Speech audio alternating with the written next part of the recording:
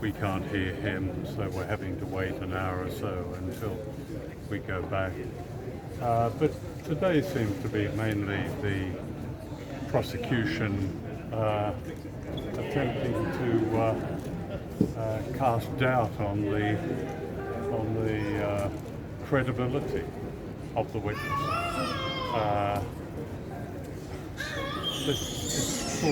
It seemed like a game almost, saying to people who are obviously highly expert in their field, look,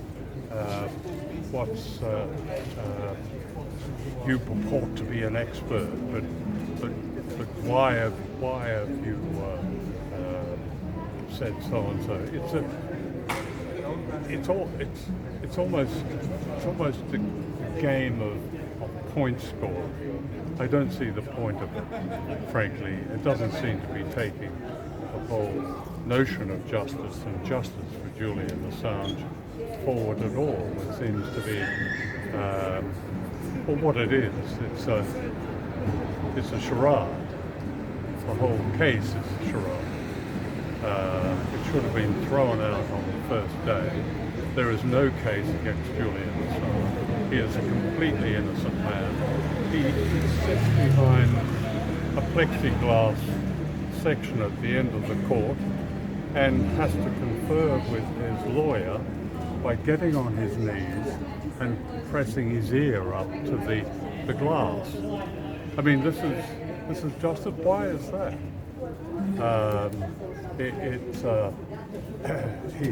He's forever making notes and trying to pass them. He has every right to do that. That is the normal procedure in any proper courtroom, but not in this courtroom. Thank you. Okay. Can I ask, do you think that his right to a fair trial has been seriously violated here in the UK? Yes. Yes, it has. It shouldn't be. He shouldn't even be on trial. What's he on trial for? For journalism. I mean, that's true. Actually, he is. What has he done? Even the whole notion of journalism as espionage. Most of the charges are espionage, as if he's a spy. It's ridiculous. We should all be laughing and mocking it. It's not. This is not real justice. No. It's a shaming. It's a shaming thing, actually, I think.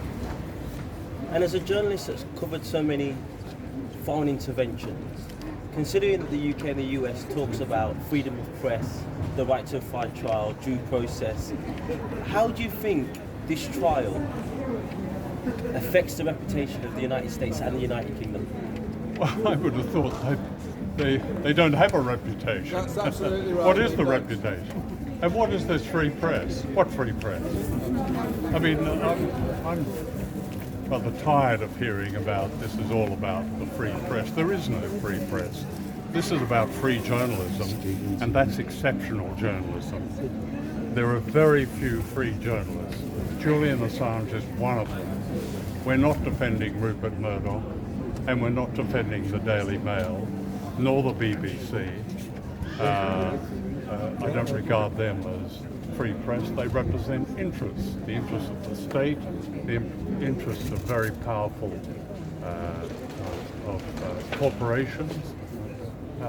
Free journalism now is exceptional. Literally, you have to search on the internet for it.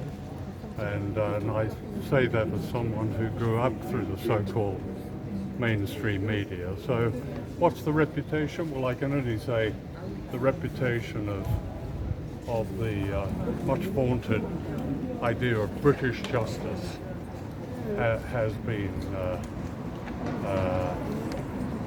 unless there is a result which throws this case out into the street here, I would have thought it's been damaged irreparably. And my final question, considering the treatment that Julian Assange has got, can you see journalists being reluctant to publish any sort of material like the 2007 collateral murder video? Yes, it depends who they are. There are plenty of journalists who are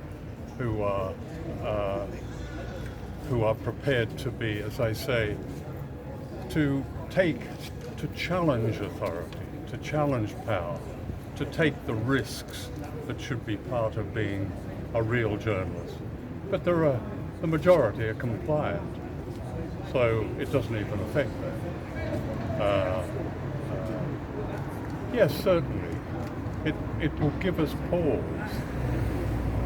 Certainly give someone like myself pause, of course.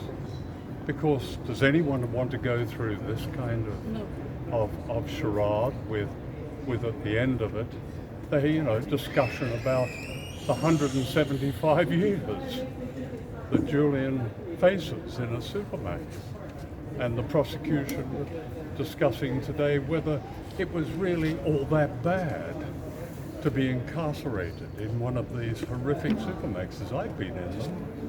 I've interviewed prisoners in them. They're horrific places. End of story. Does a journalist want to go through that? I think it's a warning. I think it's a warning even to the bravest journalists. Thank you very much.